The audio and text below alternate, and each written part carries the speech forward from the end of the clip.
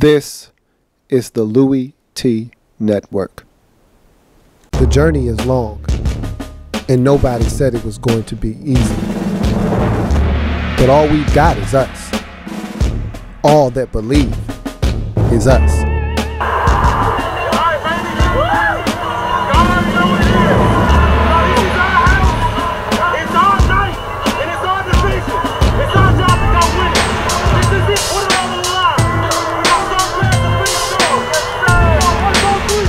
The Redskins Report.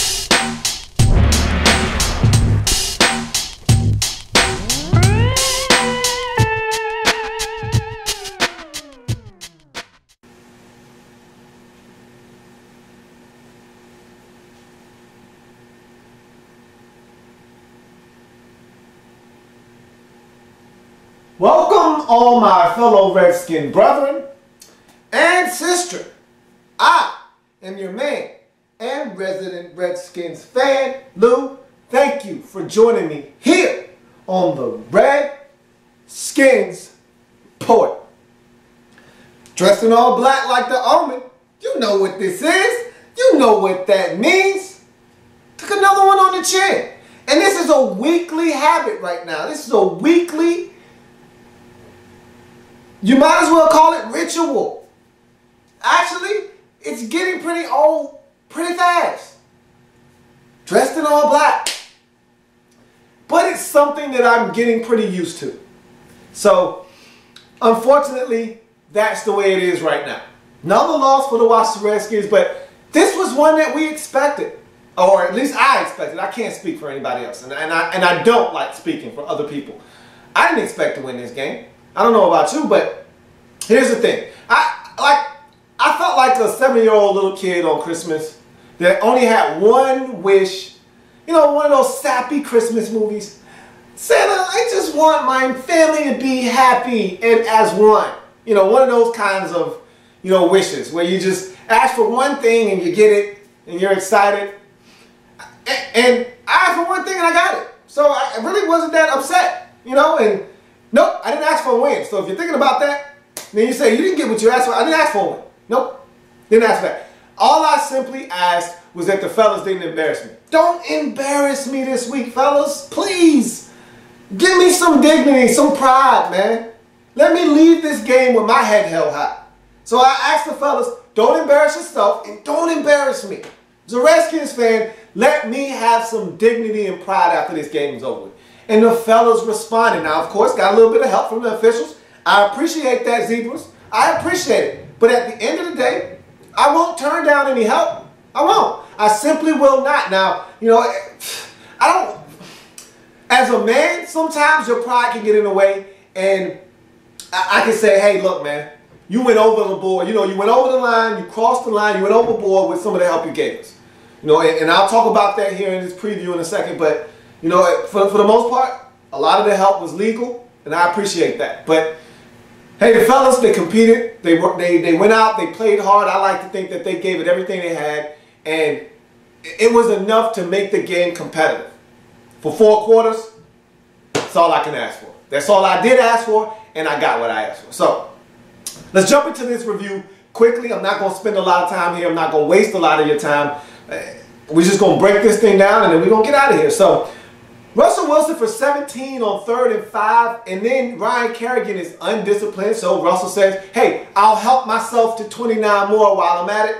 And then Jermaine Kearse is running wide open in the secondary, down the seam for an easy touchdown. It's 7-0. At this point, I'm saying to myself, man, that was Staples button easy. I mean, that was, boop, touchdown. That was really easy. I'm a little concerned after that touchdown. And the thing that frustrated me on that first possession was that it was as if we've never seen Russell Wilson play the quarterback position. You would have thought that Russell Wilson was a backup rookie quarterback that we didn't expect to play, that we didn't game plan for, that we hurt the original quarterback, and here comes this rookie, this wide-eyed rookie that's athletic, and we were game planning for a pocket passer the entire week.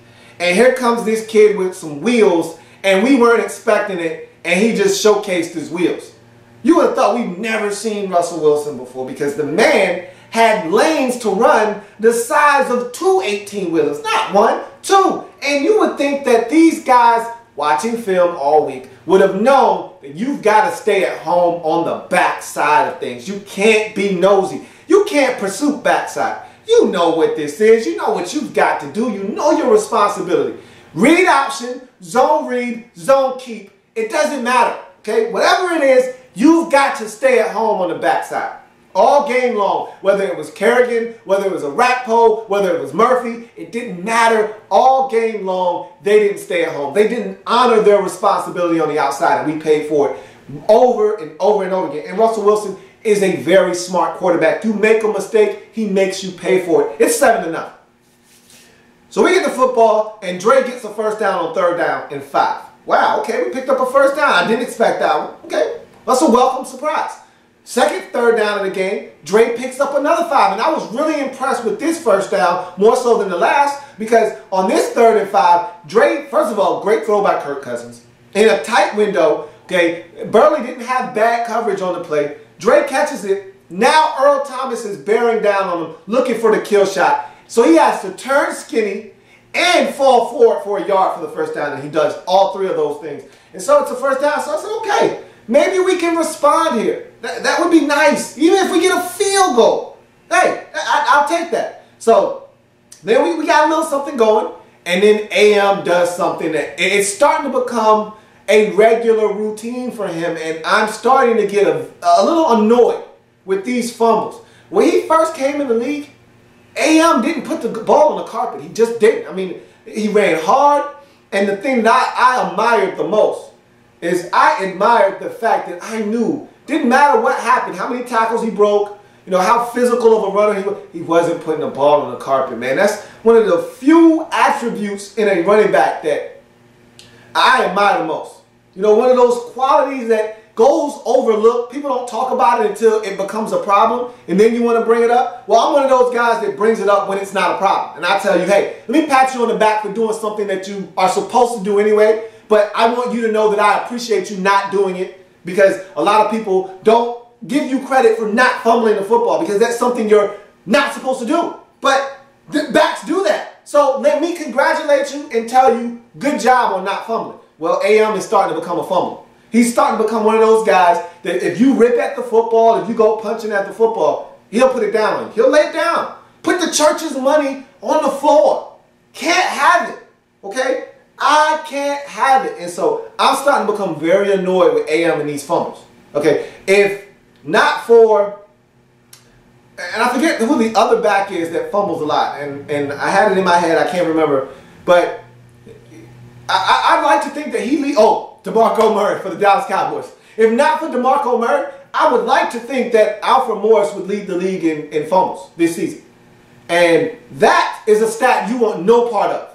And so he's got to tighten up. But because of that fumble, now it's 3rd and 12. We're not picking up 3rd and 12 against the Seattle Seahawks defense. Not with Kirk Cousins.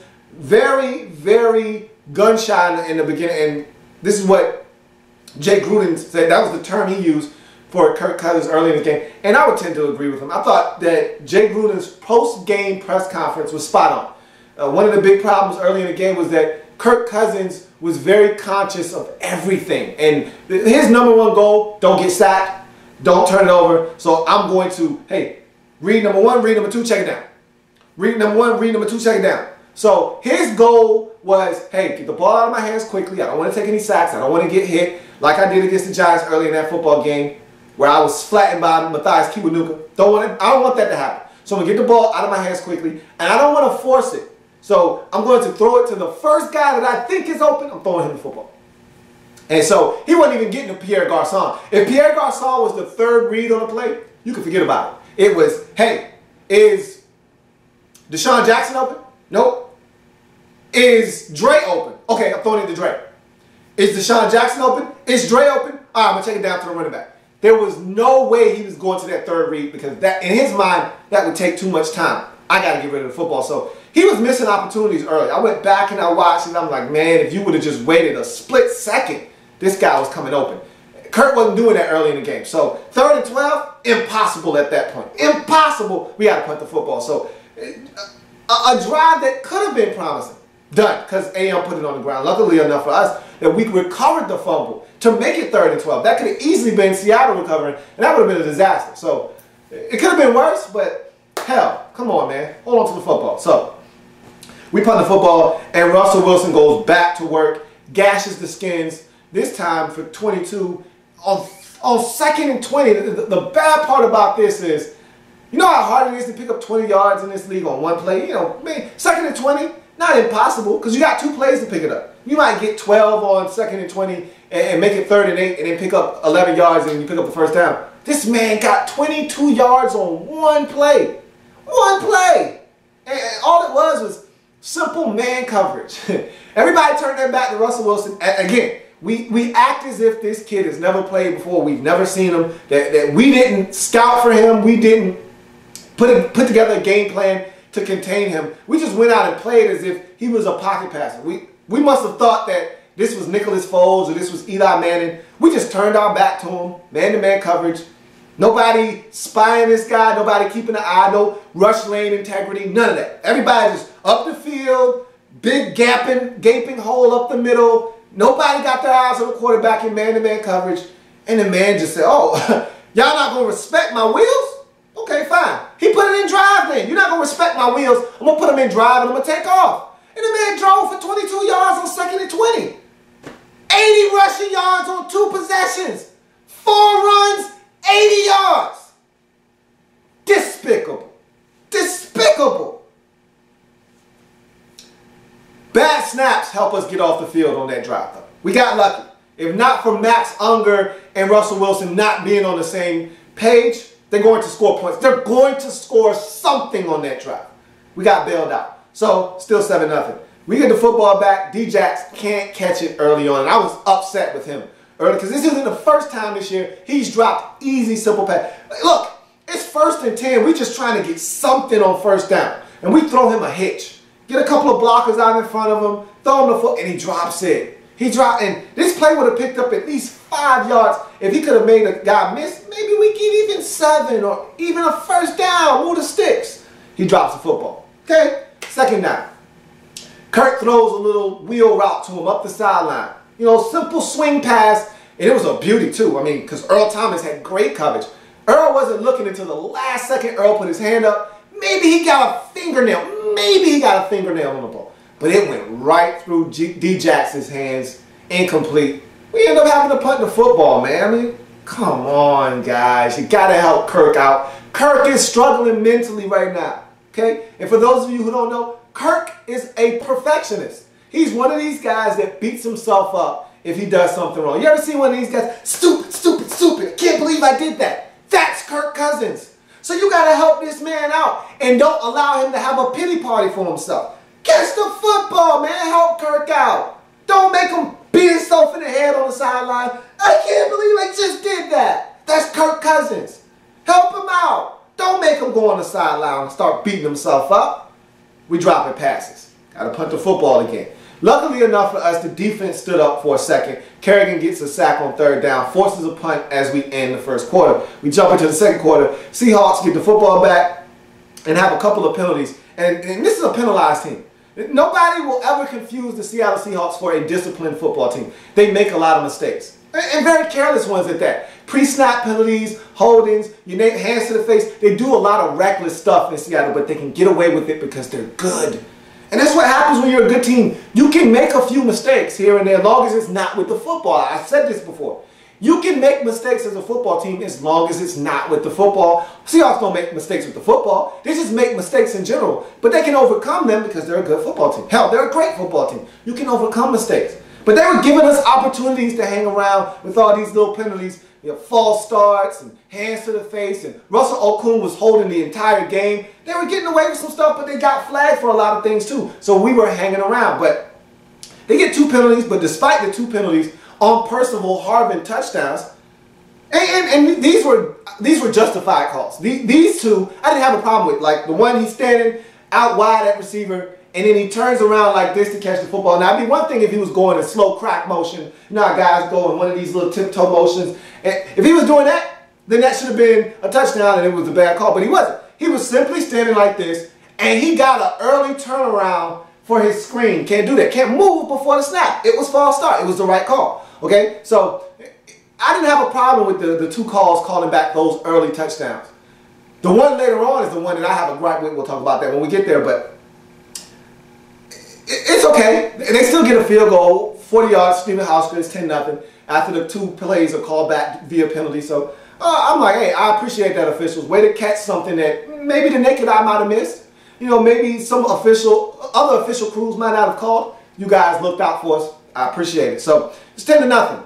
Then, of course, we don't do anything on offense. We were struggling. I mean, it got to one point where it was just 3 and out, 3 and out, 3 and out. We had about 3 or 4 3 and outs in a row after that first possession where we got 2 first downs. It was just bad offensive. Nothing was happening. Couldn't run the ball with AM. Kirk was being very quick with the football, wasn't going through his progressions long enough. Didn't trust the offensive line, and I actually thought, and I don't know about you, I thought the offensive line had an outstanding game, to be honest, in terms of pass protection.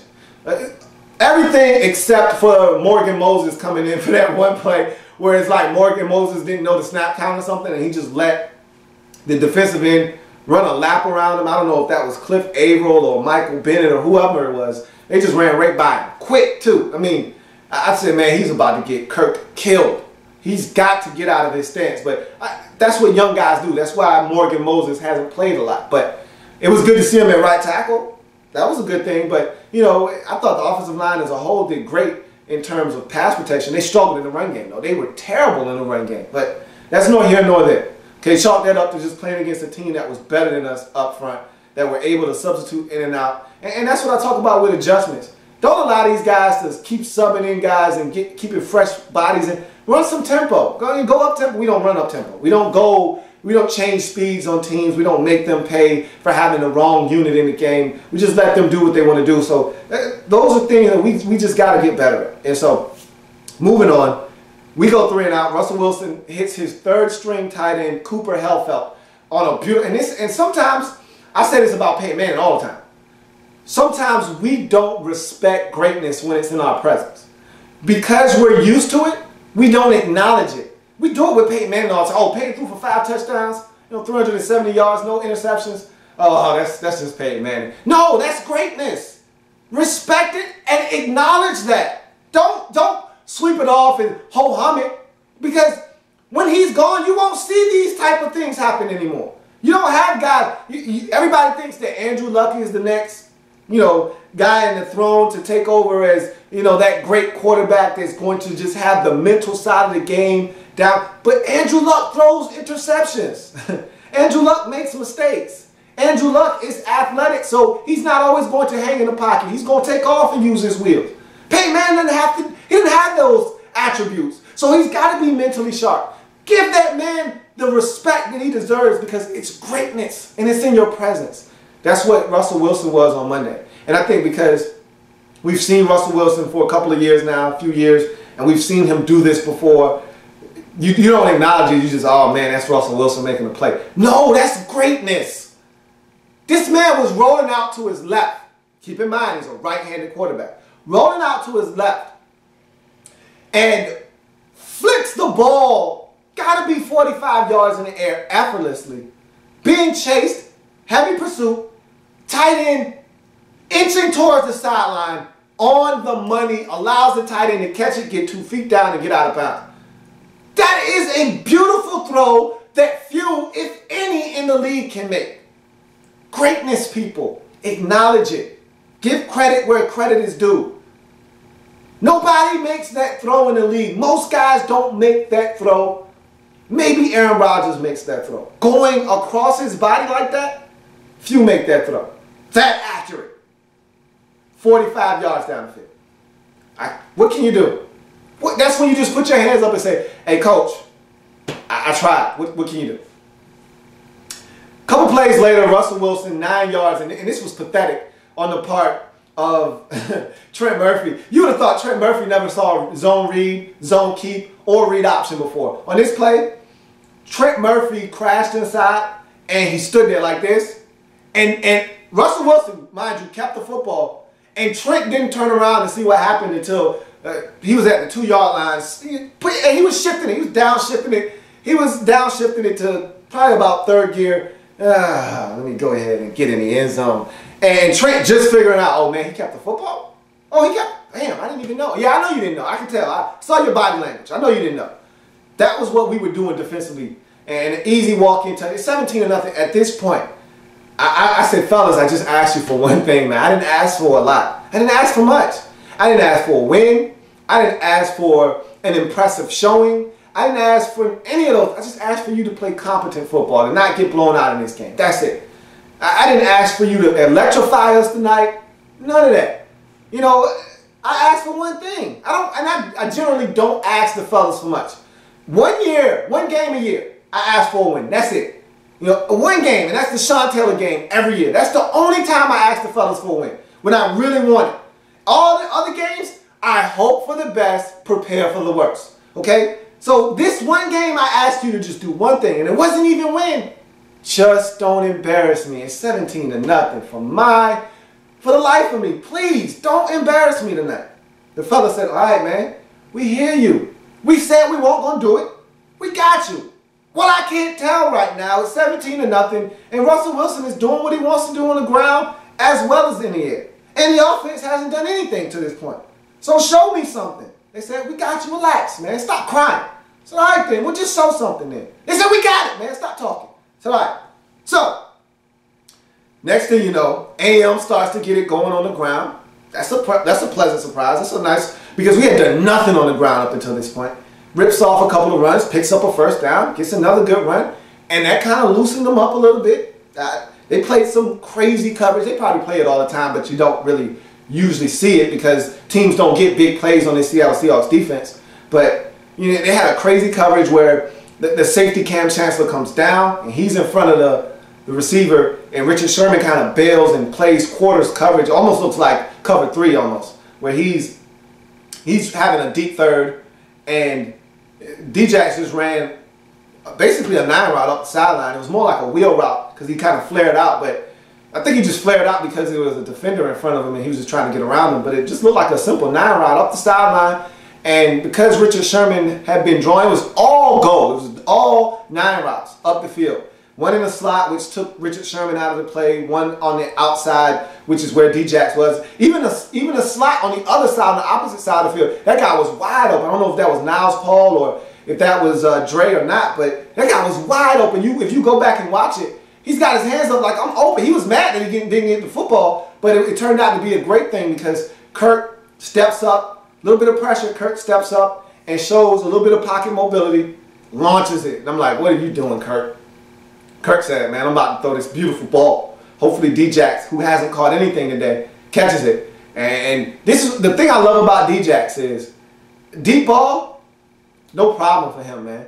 He'll catch it. He's got great reactionary skills when it comes to deep balls. And he caught that thing extended away from his body. It was a perfect throw because it led him away from the defense. Had this ball been on the money, like right on D-Jax, he probably gets tackled down to the 11-yard line, and we're probably going to have to settle for a field goal. But because it was out in front of him and it made him have to extend an extra step, that put him well out in front of Cam Chancellor and well out in front of Richard Sherman. Somebody dove at his legs, and D-Jax is also great at this, at not getting tackled from behind. And he got into the end zone. We needed that, man. Boy, that was like a breath of fresh air. That was like a person having an asthma attack and getting an inhaler. Oh, that first breath. Oh my God, I needed that. That was huge. I was able. I didn't get up. I didn't celebrate. No, it wasn't any of that in my house. That was at the edge of your seat. That was a chance to go ahead and take a step back into the seat and sit all the way back and relax. That's what that was. 17-7. We're on the board. Beautiful hookup, 60 yards. D-Jax from Kirk. Beautiful throw, beautiful catch, beautiful execution by everybody involved. We're showing signs of life, and that's all I wanted at this point. Now, don't give up. And that happened so quick. There's still time on the clock in the first half. Don't give up anything after that. Don't do it, defense. And it seemed like that energized everybody. So, Seahawks go 3 and out as Wilson is sacked on 3rd down by Brandon Merriweather. We get the football back. Now, I'm being greedy now. At this point, I'm saying, okay, now you've opened up some things on the defensive side for them Now they've got their antennas up. Maybe we can get something going here. We got a little bit of momentum. Crowds involved now. Okay, let's do something. And then Dre, who had been the most short-handed guy tonight, drops one and lets it go right through his hands. That's what bad teams do. They kill momentum. Bad teams are momentum killers. Ball wide open over the middle of the field. It's a first down, first of all. And I think there's actually a little bit of space for him to run after the catch. And Dre has one of these moments where the ball just right through his hands. Wowzers. Killed the drive. We got a punt. It's halftime. Man, that was a missed opportunity. Can't cry over spilt milk. It's 17-7 at the half. And we get the ball after halftime. So I was thinking, man, if he catches that, we probably could eke out a field goal before the half. Now you're only down one score. And then let's get to the second half. D-Jax with a 57-yard catch to start the half. And this was a beautiful throw. And Jay Gruden said it in the post-game presser. And I said, most of what he said was spot on. He said, Kirk can make the easy throws look hard and the hard throws look routine. Make them look easy, man. And that was a tough throw. It was in double coverage. It was going towards the sideline. It was over the correct shoulder. D-Jax, all he had to do was put his hands out. Ball him right there. Perfect touch. It was great protection on the play. Can't ask for it to be done much better than that. 57 yards. I want 7. Yeah, we know the mantra. We know the motto. Field goals don't win games. Touchdowns do in this league. Can't kick a field goal here, guys. We got to get in the end zone. And we got some help. Cliff Abel says, hey, 3rd and 10, I got you. Don't worry about it. Hands to the face. I'm going to give you a first down. Do you want to get in the end zone or not? We're like, nah, I don't want to get in the end zone. Hey, thanks anyway, Cliff, though. We appreciate it. Nah, we'll kick this field goal, man. We good. He said, you sure? I got another hands to the face if you want it. Nah, we good, man. Keep that to yourself. We good. Save it for Dallas next week or something. Won't need it. We kick a field goal. Damn it, man. Get in the end zone. That hurt because you had to know. We're not coming back down here too many times tonight. We're not coming back down here. So you need to get 7 while you're down here. It's almost like going to the grocery store and you got a couple of items in the cart and you're debating with yourself, do we need paper plates? I probably should pick some up because I'm not coming back to the store for another week or so. But I don't feel like going back down that end of the store. I'm already up here by the registers, so I'm not going back there for the paper plates. I'll just get it next time. No! You're not coming back to the store. You're going to. Do you want to wash plates? Huh? Do you want those dishes to be in the sink? Go get the paper plates while you're already here. You're already in the red zone. Do you want to kick this field goal? Because we're not coming back here for a while. Who knows what the Seahawks offense is going to do? But I know, I'm telling you, we're not coming back here for a while. Get 7 while you're here, man. Don't settle for 3. Nope, we took a field goal at 17-10. Hey, we got on the board, but I wanted 7. I wanted 7. Onside kick, and to me, this is a bad move. That's bad news. Bad news, bad move, onside kicks. You want to know why it was a bad move?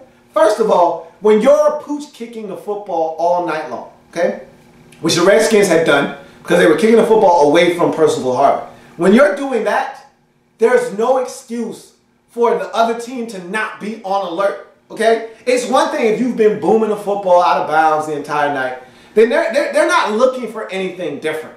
You know, they're looking for you to kick it off and try to go down and cover the kick. But when your kicker is coming up and kicking it to the 25-yard line all night, what do you expect the special teams unit to do? They're on alert, alert, alert. Be on alert for anything because we don't know what these guys are doing. So to kick an onside kick in this game, and I get the thought process, hey, Seahawks are moving the football on our defense. Maybe we can steal a possession. But that wasn't the move. And the thing about it that really pissed me off was the fact that leading up into that onside kick, the defense had gotten off the field about 3 or 4 times in a row already. I mean, the defense had started to play better football. We had sacked Russell Wilson a couple of times, ended a few drives. Why are you doing this? We just got some momentum. Don't give it back to them by giving them excellent field position. So that one stung. And we'll talk about that a little bit later on, why it stung so much. But Skins hold the Hawks and force a punt after Okung holding penalty. And Russell Okung was holding the entire game. I mean, this guy's got bricks in his feet because he could not keep up with a rat pole all night. And And it's bad because Rak doesn't beat guys around the corner that often. For Okung to be as good as they say he is, and I don't see it, for him to be as good as he is, or as good as they say he is, and him making Pro Bowls and all those things, I didn't see Russell Okung dominating. I seen him getting dominated by a guy that doesn't dominate. Anytime Rak is able to draw a holding penalty, you're doing something wrong. Because most tackles in the league that are any good, they handle a Rak pull with ease, It's the garbage tackles that a Rak pull goes to work on. So to see him causing fits for Russell Okung, I said, man, either you're injured, which he usually is, or you're not as good as they say you are. One or the other. But it doesn't matter. He gave up a holding penalty. We took advantage of it, forced him to have to punt the football. So Kirk to D-Jacks for 22, and this was another gorgeous throw by Kirk Cousins. Kirk throws this one over, and look, I mean, when I say Cam Chancellor stretched his arms up as high as he could, he got up there, and Cam's already 6'4". So he leaped, and the ball just went over his hands, and I thought it was deflected. I thought it was about to be a pick because there were like 3 Seahawks over there, and if anybody's able to bat it in the air, oh, this one is getting picked up. And it went right over his hand and right into the waiting arms of Deshaun Jackson as he backpedals out of bounds for 22 yards. So I'm saying, okay, all right, offense is in a little bit of rhythm. We got the Seahawks defense on it, and this is where I wanted to speed up the tempo a bit. Like, this is when you change speeds on them. Because they got the big beefy guys, the Kevin Williams, and all these guys in the game that are looking to stop the run. Why not speed up the tempo on them? Don't allow them to bring NASCAR unit in and all these other guys start rotating and getting different guys in the game. Speed it up on them, but nope, kept it at the same tempo. We go up, and AM misses a blitz on 2nd down, and Kirk gets flattened. And that's one of the things that I can't stand about our backs. None of our backs are great in blitz pickup. None of them. Roy Halou Jr., not that great. AM, not that great. We struggle with it. Remember Clinton Portis? That was the one thing. Hell, Clinton lost all of his speed when he came to Washington because we made him a 3 yards and a cloud of dust back. We took his speed away from him. But the one thing I never have to worry about, never on 3rd down, I have to worry about one blitzer coming free when Clinton was in that backfield. Because if Clinton had to stick his face mask in your face mask, if Clinton had to gorilla press slam a linebacker, he was going to do it. If he had to knock himself out to stop you from getting to the quarterback, he was going to do it. We don't have that kind of back on this roster. Our backs stink in pass pro. And you saw it on that play. Easy sack. Kills the drive. 3rd and long. We got a punt. So, and the bad part about this punt was that we were looking to flip the field position because that 22-yard pass to D-Jacks was going to help us flip the field position if we had to punt. If we would have punted from the spot where he picked up 22 yards from, we would have been fine. But that sack was about a good 8-9 yard sack. It pushed us back. Then, of course, our punt unit, our coverage unit stinks. Walters, a slow white guy, is back there on punt returns. And he is killing us. He's feeling good about himself. He was probably like, man, I'm going to try to take one to the crib tonight. These guys stink on punt return coverage. So we're even giving confidence to bums. It'd be one thing if it was Percival back there. Yeah, you should be afraid.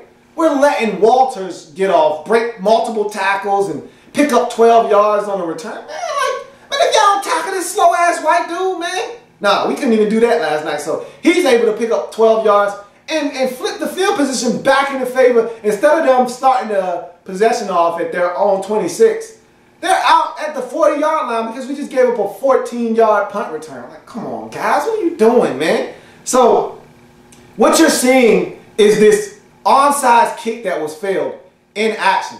The entire 2nd half, we were backed up in our own territory because the Seahawks were starting at the 40-yard line or midfield the entire 3rd quarter. While the defense is getting 3 and outs, and they got one of the best punters in the league in John Ryan, so he's not going to boom it in the end zone and give us a touchback. John Ryan is going to down it. And we know the Seahawks, their punt coverage unit, the best in the league, they give up nothing routinely. And they showed Ricardo Lockett. They showed what he does out there. That was insane what he was doing. He was getting off of the gunner. And first of all, it should have been 2 gunners on him. I don't understand. Again, guys not watching film, not watching the tape. You can't put 1 gunner on Ricardo Lockett. He's a beast. And the dude runs like 4 3 flat. Put 2 gunners on him, force him out of bounds, and just keep jacking him up. No. They want to put 1 gunner on him, so he beats the first gunner, and then he turns on the jets. Takes off, you got to call for a fair catch. Or you got to let the ball go, and now it's going to get down to the 2-yard line. So pick your poison. Either Ricardo Lockett is going to force you to fair catch it, or John Ryan's going down it at the 2.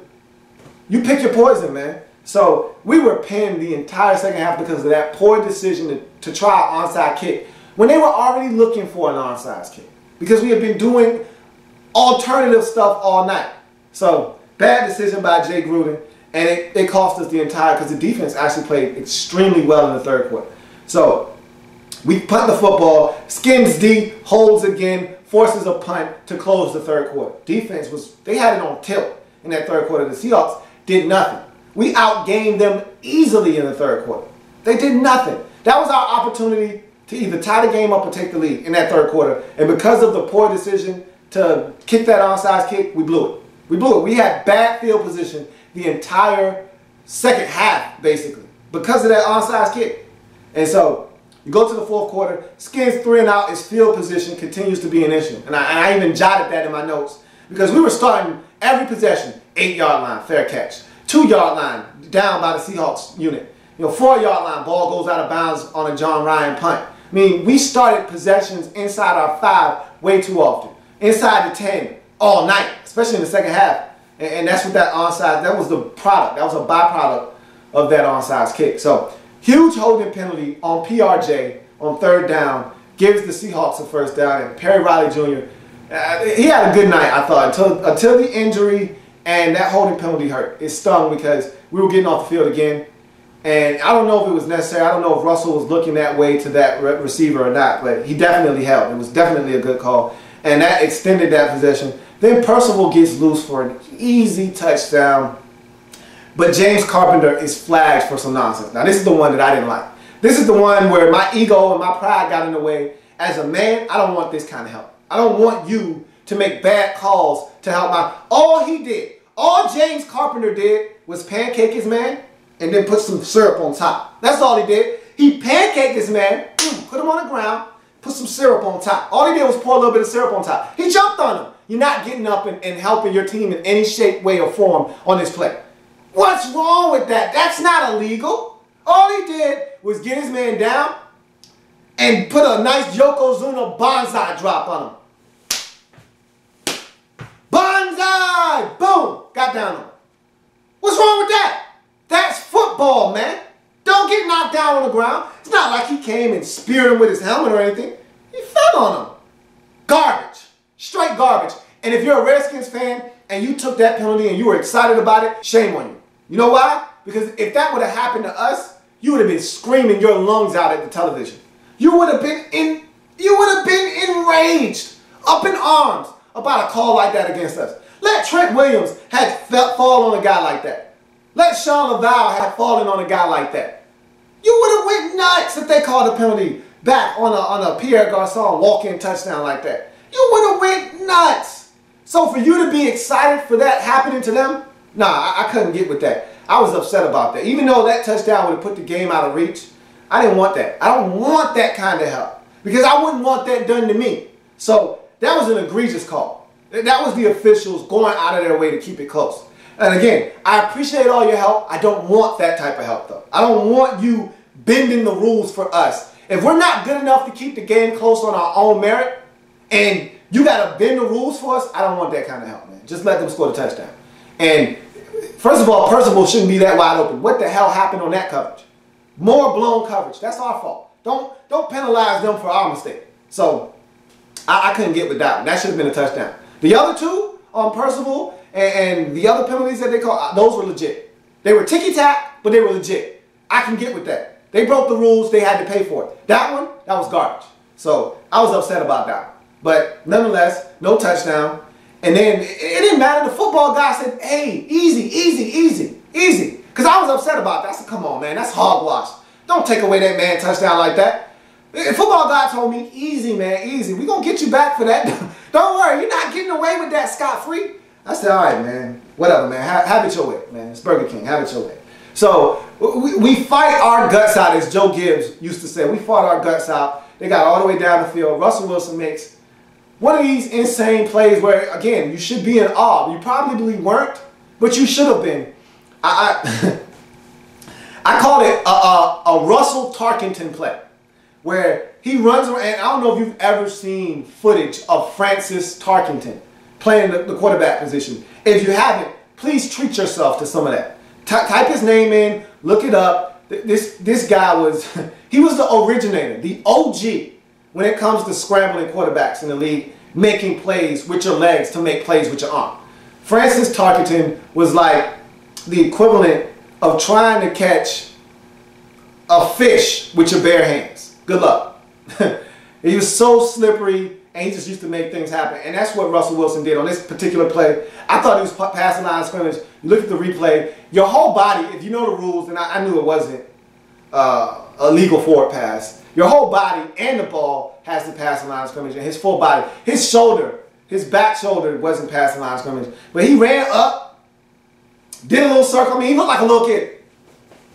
Ran back around, ran back like 15 yards, then turned around and threw it to a wide open receiver, and you're just like, what the hell can you do, man? Again, that's one of those ones where you put your arms up, coach, I did everything I could do, man. I don't know what else to do. And they get a first down. They end up getting down close to the red zone. They get inside the 10-yard line. It's 3rd and goal from about the 7-yard line. And I thought we had it. I said, they're not getting in this time. If Russell doesn't use his wheels, they're not getting in this time. And then, of course, we blow it, you know, and we give up a simple flare route to the outside to Marshawn Lynch. And PRJ, Perry Riley Jr., has a chance to keep him out of the end zone, and he can't make the tackle. And that was the difference between their team and our team that night, was when they had a chance to tackle somebody out in space, Bobby Wagner and company, oh, they were getting them down, man. That's the mark of a good defense. You get guys down. There is no yak.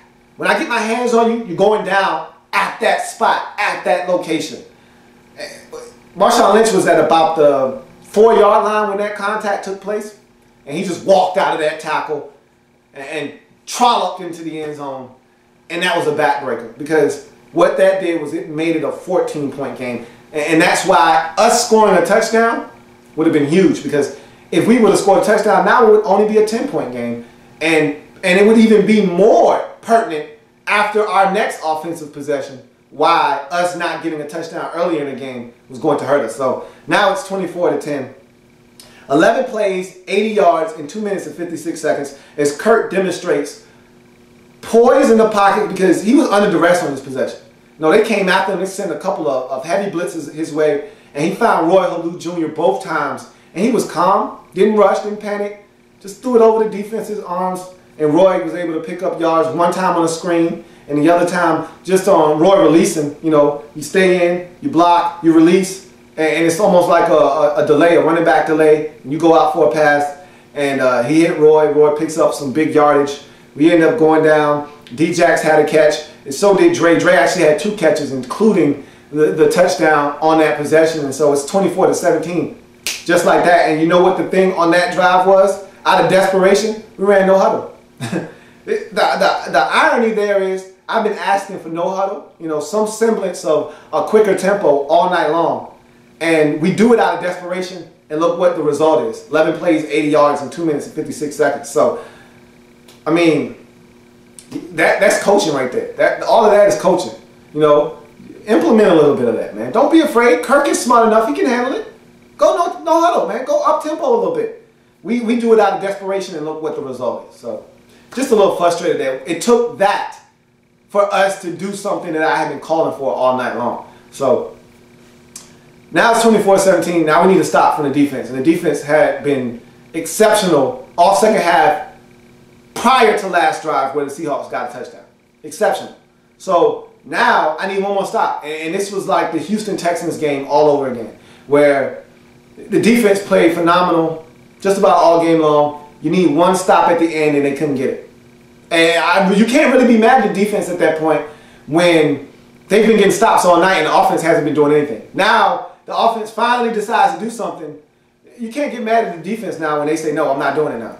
You know, it's almost like you wanting a ride somewhere as a teenager. Yeah, you want a ride. And your parents say, hey, I'll give you a ride if you're ready to go when I'm ready to go. I'm leaving in 15 minutes. But if your room's not clean, you can't go. And you're sitting down playing video games. You're like, okay. And you keep playing the video games, and your parent leaves. And when they come back, you've already cleaned up your room, and you're ready to go now. And you're like, hey, I'm ready for that ride now. No, I'm not taking you anywhere now. I told you if you wanted a ride, you needed to be ready when I was ready to leave. I left. I'm coming back now. I'm not leaving again. So you're screwed. You don't get a ride now. That's how it is with the defense. When the offense is ready to score, then they go score, and now they're looking at the defense like, hey, we ready now. Defense like, hey, I've been doing my job all game long. Don't come here and ask me for one final stop. I gave you ample opportunities to tie this game and take the lead, and you didn't take advantage of it. Don't come asking me for another stop now. I'll see what I can do, but I can't make you any promises. That's what the defense said. But they went out, they gave it a run, and Russell Wilson, he hit us with one of those Fran Tarkenton plays. He hit us with another one of those Russell Tarkenton plays. What can you do, man? What can you do? Okay? So, we can't tackle on that third down and goal. Marshawn Lynch gets it. They run a fake punt on us. Okay? That was successful. I couldn't be mad because they could have been kicking a field goal to take a 10-point lead. They faked us. They got it. I can't be mad at that. And then Russell Tarkenton struck us on the last possession. We needed a stop this time. One more stop. And Russell Tarkenton rears his ugly head again. And again, appreciate and recognize greatness when it's in your presence. This is greatness right here. Third and long. This was third and like 12 or so. I mean, it was a third and long. It wasn't third and 2. This was third and 7, third and 8, 3rd and 9, 3rd and 12. And Ryan Kerrigan's got him dead to right. I wanted Ryan to dive, but if you dive and you miss, now you give up all of that side of the field. So I understood why he didn't dive. But this is where you realize that the Redskins lack elite speed. Because if Ryan Kerrigan is Von Miller, Russell Wilson isn't getting away. He's either got to throw that football away or he's going to eat a sack. But because it was Ryan Kerrigan, he can run zigzag and then turn around and run away from it and accelerate away from it. Rakpo got held once again. He was being held all night by Russell Okung. They didn't call it. But he made magic, man. He ran around, ran backwards, ran to the opposite side of the field. Spots a wide open Marshawn Lynch. What can you do, man? I mean, Jason Hatcher has got to be 6'5", jumps as high as he can, raises his arm as high as he can, ball goes right over his hands. I mean, what can you do? He put perfect touch on it. Beast Mode catches the football, goes up the field, stays in bounds, picks up about 30 yards. They're in field goal range. We got to use our timeouts. Game's basically done. Stephen Hauschka knocks home the field goal, makes it 27-17. That's your ball game right there. As the Seattle Seahawks come into DC and do what they're supposed to do. Get a quality victory versus a bad football team. And the boys did what I asked them to do. I mean, they stood up. They fought for 60 minutes. They didn't embarrass me. I left the game. I felt good about what we had just done. Again, no moral victories in this league. I wasn't looking for a moral victory. I was just looking to have pride and dignity when I left the game. Be able to say the fellas gave it all they had and we didn't get beat up. And I just wanted the Monday night boys to say, hey, man, you put up a fight. You can come back anytime. So last week, I was embarrassed. I was like, man, I don't even want to be on Thursday Night Football anymore. That was embarrassing. I don't want to do that again.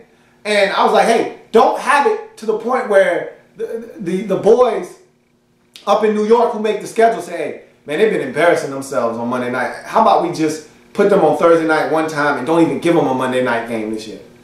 And so that game was good enough to where they'll invite us back next year. Even if it's only one time. I'm cool with that. So that's your final score. That's the way that I was feeling the entire game. A little disappointed that we didn't do some things that I was looking for. A little disappointed that we gave up 122 rushing yards to Russell Wilson, 80 of which came on 4 carries on the first 2 possessions. That was something that made me sick to my stomach, watching the guys all night long not do their job and not keep contained on the outside. The blueprint was laid on how to beat the Seattle Seahawks. It was given to us by the San Diego Chargers, and we didn't use it. It's almost as if we balled up that film and we watched every single film on how not to be successful against Russell Wilson. So that was the disappointing part, but it is what it is, 27-17. Give credit where credit is due. That's a good Seattle Seahawks football team. And Ryan Clark said at the end of the game, we just faced the best player, not the best quarterback, the best player in the National Football League. I don't know about him being the best player or not, but I can tell you this much. The kid is awesome. And I'll say this last thing and then we're getting out of here. I've said this before and I'll say it again. Russell Wilson is everything that I want Robert Griffin III to be on the field. And then some. I've said it before, I'll say it again. He embodies all of the characteristics of a winning football player at the quarterback position, and that's what I want Robert to be. Case closed. I am a Redskins fan, etched in burgundy and gold. My Redskins spirit will never die. My Redskins spirit will never fold. Until we meet again, hail to our beloved Washington Redskins. I'll see you later on in the week. We break down our trip out to the desert in the land of the sun against the Arizona Cardinals. I'll see you then. Have a good one. The Redskins Report.